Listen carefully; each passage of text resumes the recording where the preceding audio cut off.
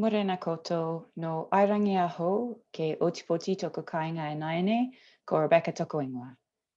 Hi everyone, my name is Rebecca and I work as a cataloguer at Dunedin Public Libraries. I'm here to present the last of this year's CatSig online sessions, and thanks to CatSig for having me. I've learned so much from listening to Joanne, Anushka, Raywin and Catherine over the past few weeks. Heaps of practical tips and actions, which was really useful. They're tough acts to follow, but I hope you'll find interesting in today's session.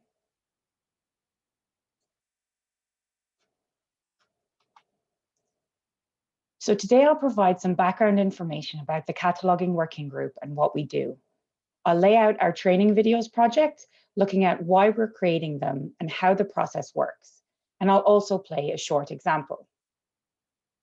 Then to finish, I'll give a brief overview of our upcoming activities. First, just a little bit of information about Kōtui and the Cataloguing Working Group. The Kōtui consortium covers over 40 libraries throughout New Zealand, and it includes several special interest groups that work on behalf of Kōtui libraries, staff, and patrons. The Cataloguing Working Group is one of those groups. Here you'll see a list of the current Cataloguing Working Group members. Membership terms are generally for a 2-year period, with calls for new members going out in the middle of each year. Prospective members are asked to complete expressions of interest, which are reviewed by the Kōtui management group.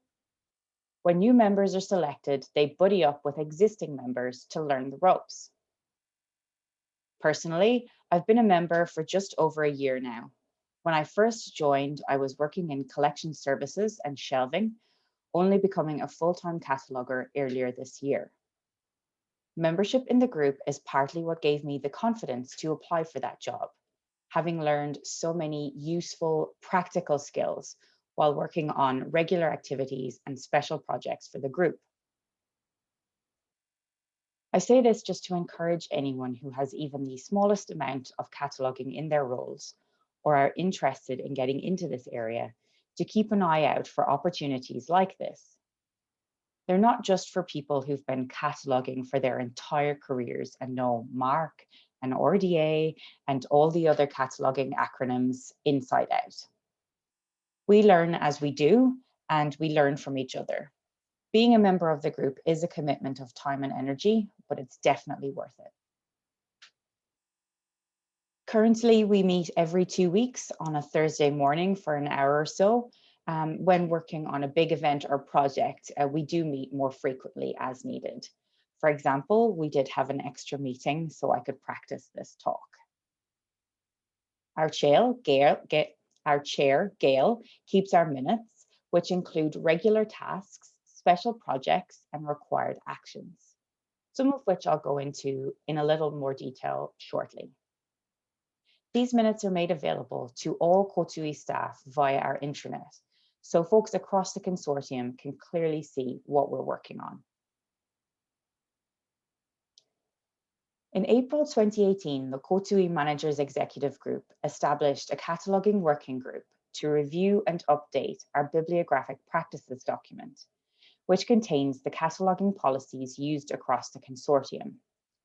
Changes were approved by the executive in November of that same year, and after this, the group received new terms of reference to continue as an ongoing working group.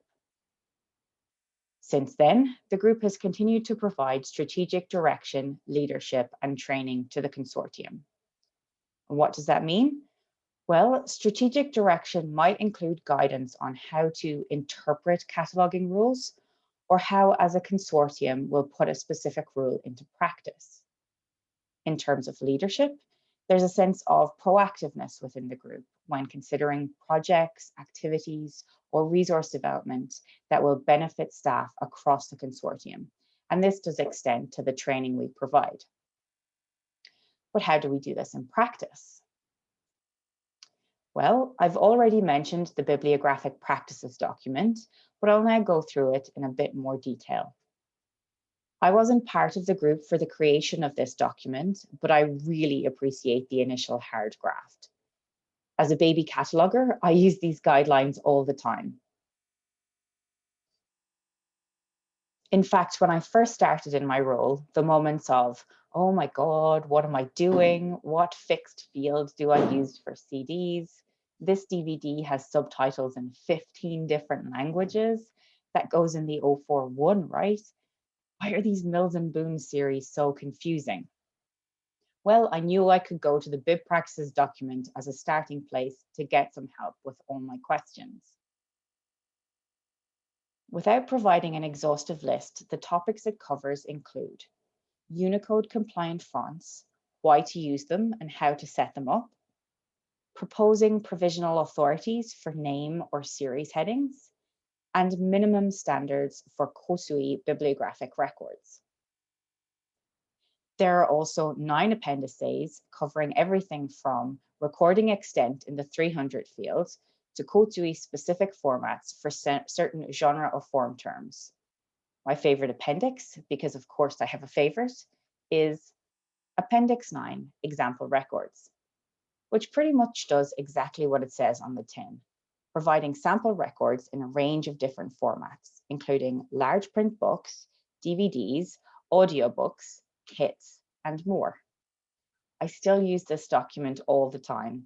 I pull it up at the start of each day so I can refer to it at any time to double check a specific field or how a certain rule should be applied, particularly when working on non-standard, non-print formats like DVDs, CDs, or kits. An important thing to remember is that this is a living document. It doesn't remain static. In fact, one of the ongoing items in our meeting minutes are a list of changes, additions, and fixes we'll need to consider or make during the next bibliographic practices review cycle. This happens at the end of each year, with an updated version then posted to the intranet. At the moment, we've got a number of typos to action and some new Kōtui specific local genre or form terms to add. For example, manga graphic novels, which is the latest one that we've created. As well as maintenance and continued development of the Bib Practices document, the group also completes regular weekly activities and all other special projects. We have a dedicated email address that members of the Kōtui bibliographic list can use to communicate with each other. So while responses to queries or comments don't always come from us, a member of the Cataloguing Working Group is rostered to monitor communication to this address, just to ensure everyone does get an answer.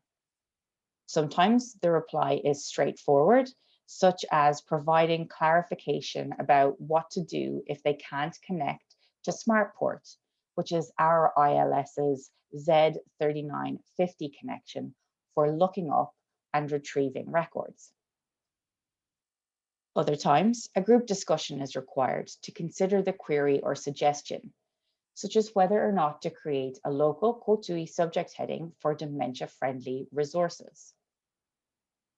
Another regular task is the review and authorization of provisional name and series authority headings created by Kōtui staff across the consortium. Here's an example of what we see each week. This list is waiting for us in an email first thing on a Monday morning, but it can be actioned throughout the week or even beyond, as they don't roll over at the end of the week. This is useful if there's a tricky submission that needs further discussion with the wider group. Okay, so when we see something like this first example, we'll complete an authority search in our system and Library of Congress authorities first, to make sure there isn't an existing heading we can use. If there isn't, we can be happy that the creation of a provisional authority is warranted. Then we go to our old friend Google to confirm the name is spelled correctly and any details or links provided as sources point to relevant information. When we're happy that everything's looking good, we update the status of the authority from provisional to authorized.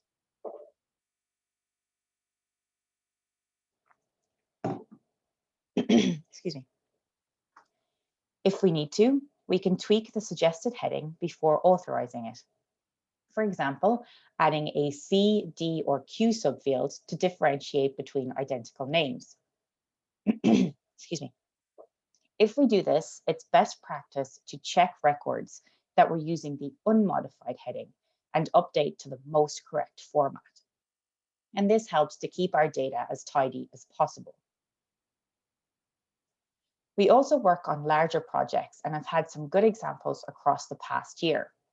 First, shadowed titles, which are titles in our ILS that are set not to display on the public catalogue. Before we get into it, this image shows some of the titles I ended up working on for my library as part of this project. Basically, the whole thing came about when a list member asked about a title that had been shadowed in our system and whether it could be unshadowed. And this turned out to be a bigger undertaking than it first appeared. For starters, the group asked Kōtui to provide a report of all shadowed titles across the consortium. There turned out to be at least a couple of thousand. My colleague Valerie spent a lot of time wrangling the Excel file into submission, splitting up all the listings by owning library, and communicating with the list to ask individual libraries to find their tab on the spreadsheet, investigate the shadowed titles listed, and deal with them as required. There were also a number of not so easily assigned outliers, and these were split between the group to check on. The end result was a large number of records, previously invisible to our users, appearing again in our public catalogues. We also worked with Kōtui staff on a major deduplication of our catalogue. For some context, when new libraries join the consortium, their records are merged into the system, and not all of their holdings can be cleanly slotted onto already existing records. While this doesn't impact public catalogue searches or views, it can get frustrating for staff when they search for a single title and return multiple duplicates. That's where deduplication comes in, cleaning up the system to try and match records that cover the same items but are just slightly different, while being careful not to merge things that are completely different. We've had 5 libraries join Kōtui in the last couple of years, so there were a lot of duplicate records on the system. Kōtui organized a project with our ILS provider, Circe Dynex, to complete deduplication on 27 to 29 August this year, with a partial database freeze for the 2 weeks prior, which was, as you'll probably remember, when we were at level 4 lockdown. Now, luckily, the project was able to go ahead, with Cataloguing Working Group members, past and present, taking part in testing across a few days before the dedupe. For testing, we received the largest text file I've ever seen, a tiny portion of which is what's displayed on the screen now. And this consisted of every record across the system being considered for merging. They were grouped with the system picked best record on top and the records to be merged below. We looked at some of these to make sure the system was, in fact, picking the best record based on set criteria and recording any outliers as feedback to Circe Dynex and help improve their processes. The group also tackles ongoing authority project work for subjects, series, and so on. This image shows a snapshot of some excuse me.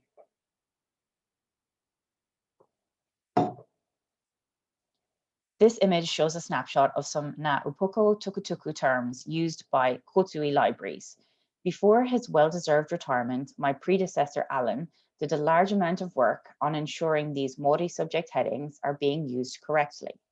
For example, he found terms that had English translations added to them, as well as other modifications, which needed to be removed to ensure the correct heading and format were present. There are still some outliers to tidy up, like the highlighted line here of the heading Korero Nehe, which is missing the macron from Korero. To streamline the update process, The group has asked Kōtui staff to look into a report that would collate recently added na upoko tukutuku terms into a more easily reviewable format, so a spreadsheet or something similar. Finally, another important cataloging working group project is the creation of our training videos. First, let's talk about why the group has started to create these videos. Training has always been part of the Cataloging Working Group's remit, with in-person cataloger days and email communications covering the bulk of this activity until around mid-2020. If our first lockdown had taught us anything, though, it was that there was a need for access to and familiarity with more online training resources for catalogers, copy catalogers, and other interested staff across the consortium. So the group invited Kotui's training maestro, Scott, to a meeting to discuss what we could do and how we could do it. Live webinars and pre-recorded videos were tabled as options, with short videos preferred in the first instance as a relatively easy win. A really important part of this decision was asking ourselves why we wanted to create resources, whether they were suitable existing alternatives, and how we would go about it. I'll talk about the how shortly, but first up, the why. We wanted to fill a learning need we knew existed amongst consortium members based on emails, conversations, and other feedback we'd received. And we knew it needed to be suitable for beginner catalogers, copy catalogers, or staff who had some cataloging responsibility but little experience across the consortium. And these were going to be our target audience. And having defined our audience, we knew that these resources would need to be available to watch or interact with at any time. This has been further confirmed by some of the evaluation we've done since, which I'll talk about a little bit more in the last section of this presentation. We then asked ourselves if there were suitable existing records, and the answer was not really, at least not that would be available to our target audience in an accessible format with relevant specific local context. Basically, we wanted to help our consortium members use the system with these local practices, rules, and resources in mind. For example, how to change the font in the workflow system to make sure macrons are visible. Then we considered what we wanted our videos to be or include. We wanted our videos to focus on one clear, specific topic. We wanted them to be easy for staff to digest in small chunks, as we're aware that a lot of people have to squeeze professional development into the tiniest nooks and crannies. We wanted these videos to be useful in practice, demonstrating step-by-step actions that people could follow along with as they completed a variety of tasks. And these are also complemented by more explanatory videos that provide real-world examples of cataloging practices in use. Once we had the why in place, we knew what we wanted to do, and we knew what we wanted to do, we moved on to the how. I was pretty keen to take on some initial development work, as I have experience with creating videos. In a past life, I was a travel writer, which included video creation. Then last year, during lockdown, I helped with editing on my library's Storytime series and created and edited book reviews for our Stamp of Approval series. I tell you that just to point out that if you're considering creating videos like this, it's good to see if there's anyone in the team who's either done it before for work or as a hobby, or who has an existing interest or knowledge of the techie stuff involved. It just can make things that little bit easier. I recently went to Leanne's webinar about creating training videos, and I was actually pretty relieved to see that what was suggested there matches up well with this 10-step workflow for our videos. First off, I'm a planner. Based on the topics we've agreed to cover as a group, I write myself a little spec doc so I'm clear about what needs to be covered in the script and footage. And yes, I do write a script. You can probably tell, but I'm Irish, and we sometimes have a tendency to spin a yarn, which can get a little bit rambly. So to make sure no tangents sneak into the videos, I write a script. I usually do this with workflows open on one screen and a Word doc on the other.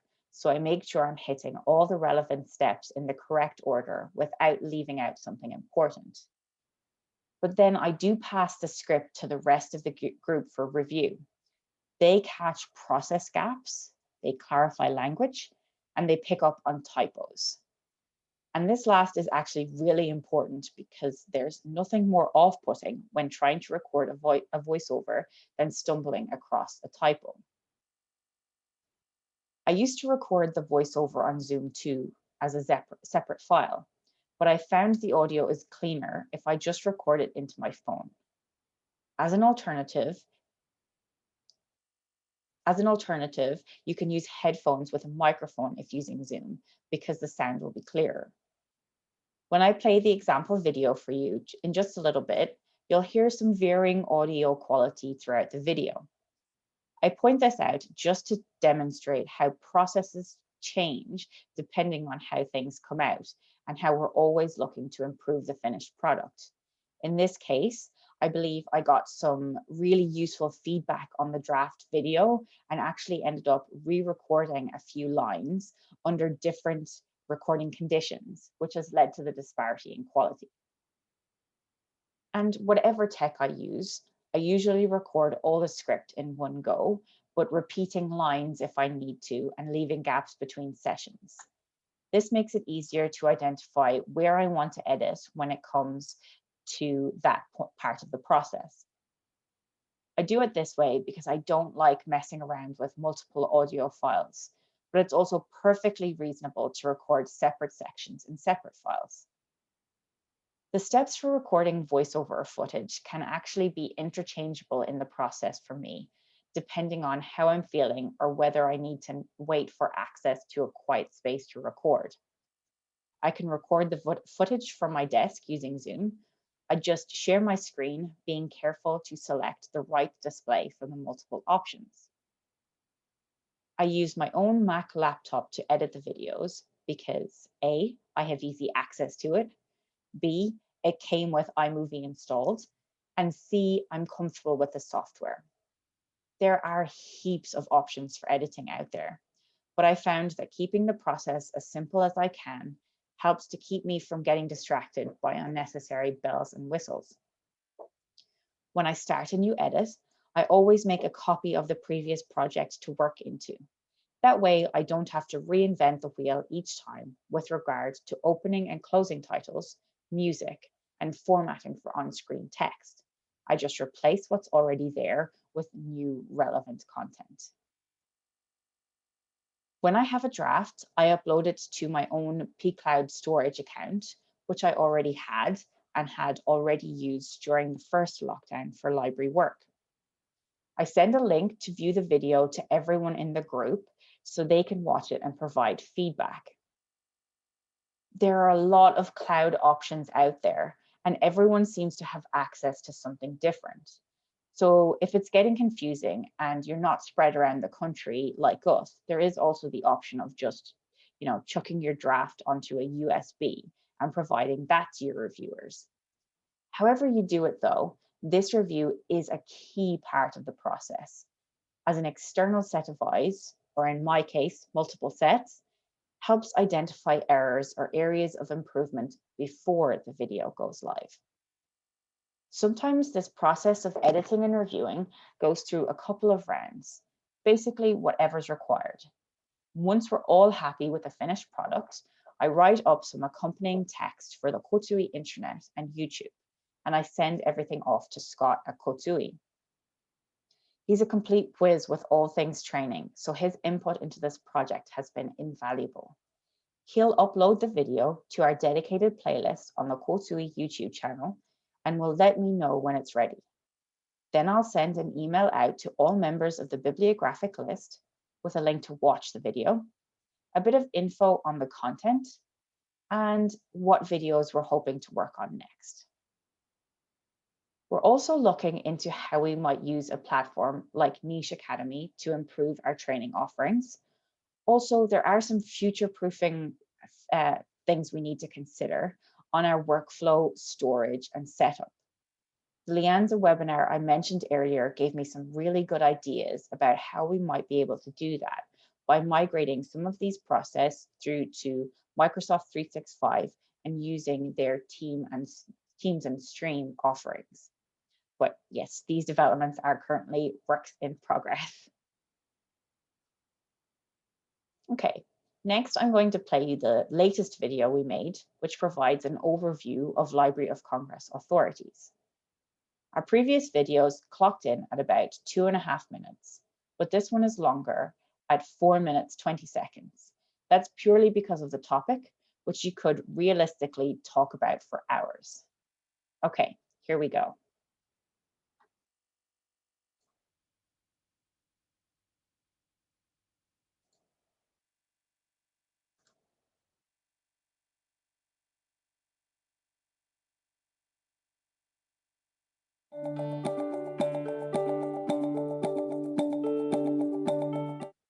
Kia ora koutou, and welcome to another training video from the Kōtui Cataloguing Working Group. In this video, we'll look at a basic overview of LC authorities, including how to navigate the LC authorities website. Question 1. What are LC authorities? These are specific structured forms of subjects, names, and titles used in Bib records to create consistent access points. LC, or Library of Congress, authorize controlled versions of these headings for libraries around the world to use in their records. Keep in mind, Ktui also facilitates the creation of local provisional authorities, which are reviewed and authorized by members of the Cataloguing Working Group. See pages 14 and 15 in the Kōtui Bib Practices document for more information about authorities. You can access both LC and Ktui local authorities in workflows using the cataloging module. Here you can choose a number of functions, including display authority, which allows you to search under LC subject and LC name. Question 2. Why are authorities important? Short answer, because they make our catalogs more accessible for users. One of the advantages of using an authorized form is that it brings together things that should be together and separates out things that are different. Two people by the same name, for example. If we use the authorized version of an author's name, users can be sure that they're finding all of the works we have by that author. When we use an authorized subject across all relevant works, it's easier for users to discover all the resources we hold on a specific topic. Question 3. Are there different types of LC authorities? Yes, the three main types of authorities are subject, name, and title. You can narrow your search of the LC authorities website to specifically target these types, as well as completing a name and title search or a more general keyword search. LC used to create controlled series headings, but this practice stopped in 2006. Question 4. Navigating the LC authorities website. As an example, let's search for former English Prime Minister Winston Churchill to see the kind of authorities we encounter. The first thing you'll notice is that there's more than one possible authorized heading. Let's have a look at the first one. Here we can clearly see, thanks to this handy note, that this is not the right Churchill. In this second heading, we can clearly see that it relates to the Prime Minister. The 100 fields of this authority record shows us how to enter this authorized version of the heading in our Bib record, as you can see here. Name authorities can also be a good place to find an author's pseudonyms, as you can see here with Stephen King. While they no longer authorize series headings, you can still find series authorities on the LC website. For example, using the keyword index, if you search for Seanan Maguire's Wayward Children series, you'll find an authorized entry. In here, you'll see the correct format to use in the 800 fields of our Bib records. Authorized subject headings can also be found on this site. For example, a search of New Zealand history brings up many authorized headings with varying degrees of specificity. Take this heading about New Zealand history from 1840 to 1876. For a refresher on how to smartport an authority into workflows, check out the link to our training video in the summary below. We hope this brief overview of LC authorities has been useful. Let us know if you have any questions or if there's anything you'd like us to cover in these videos by emailing bibliographic@lists.kotui.org.nz. Thanks, and stay tuned for more training videos from the Kōtui Cataloguing Working Group.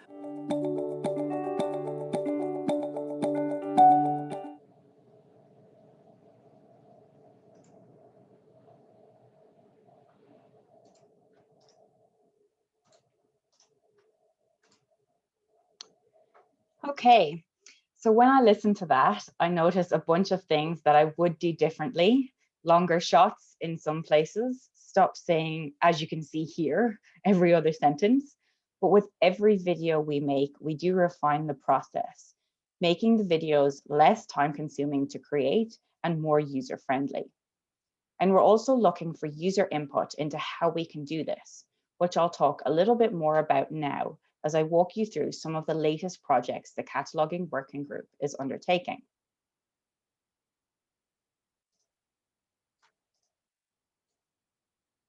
Over the past year, I've taken part in the Lianza Impact and Evaluation Training course and Community of Practice. As part of this, we were encouraged to complete an evaluation project using what we'd learned. When my initial idea didn't quite pan out, I thought it would be useful to look at the Cataloguing Working Group training videos. Then Kōtui invited the group to create and present a series of 4 online Cataloguing 101 learning sessions, which ran weekly from the 26th of July to the 16th of August this year. As we put heaps of work into the development and delivery of these events, we wanted to make sure we'd hit the mark by seeking feedback from those who had or had not attended.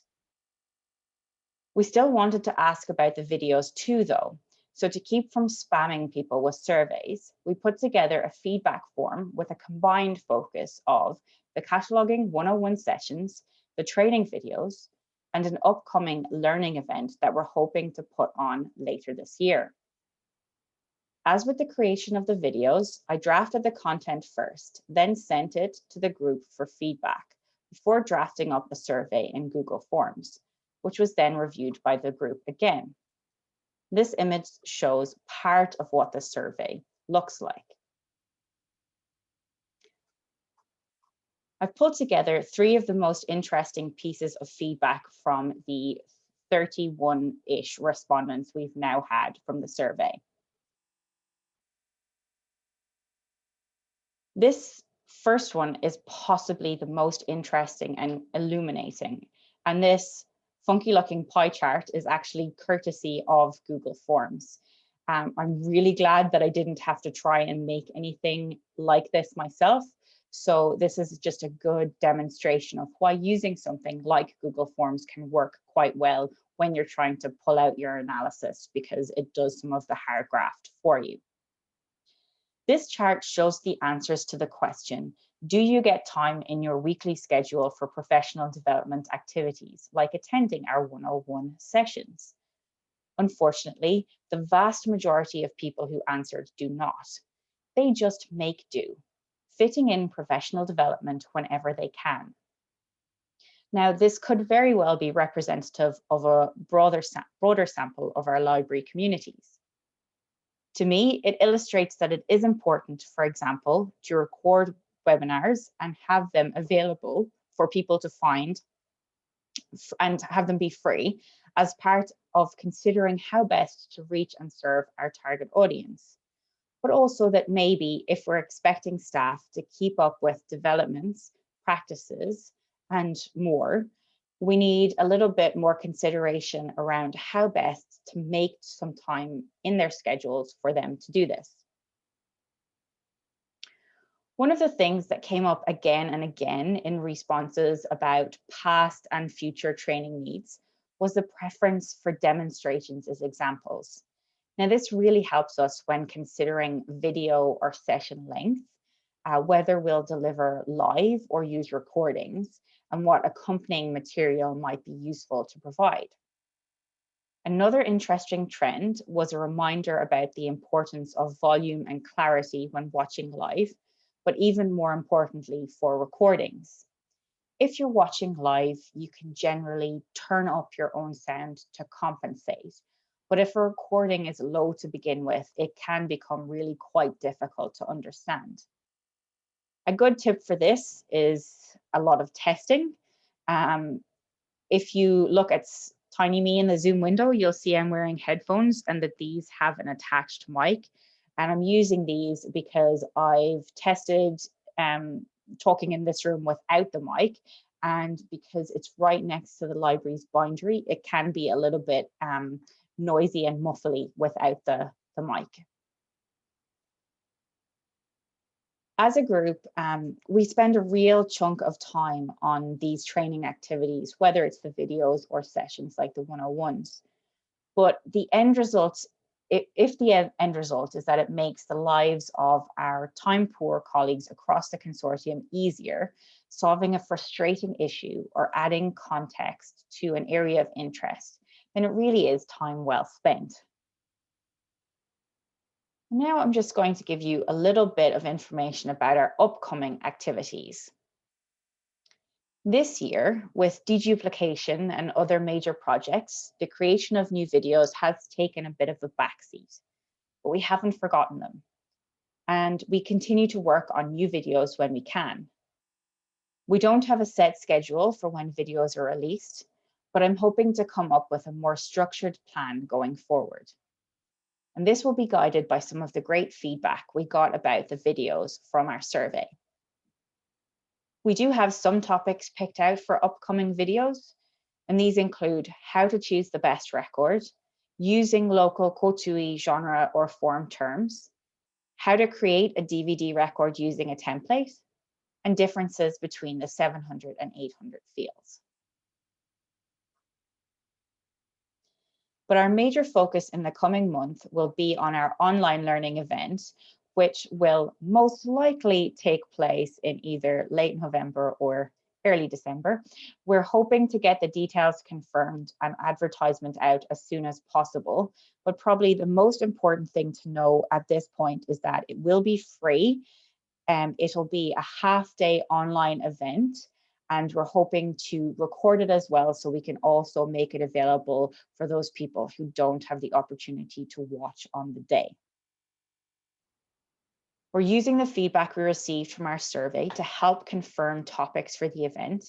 And at the moment, it's looking like we'll have something related to a live demo creating bibliographic records, a live demo about finding, checking, and updating a DVD record, and maybe a tips and tricks demo or a Q&A session about the group or the Bib Practices document that I showed you at the start.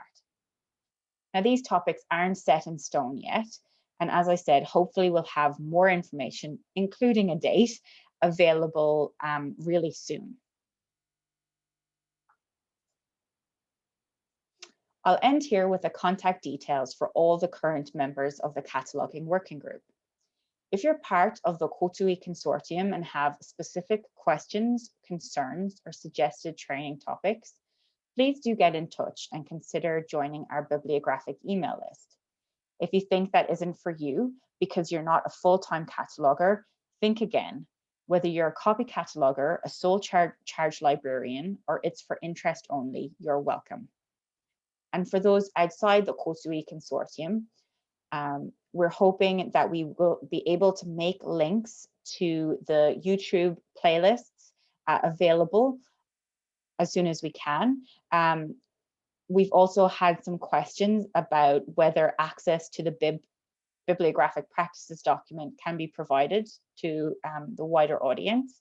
And we've passed this question on to the Kōtui management group so that they can make a call on that. But we'll keep you guys updated on what's happening there.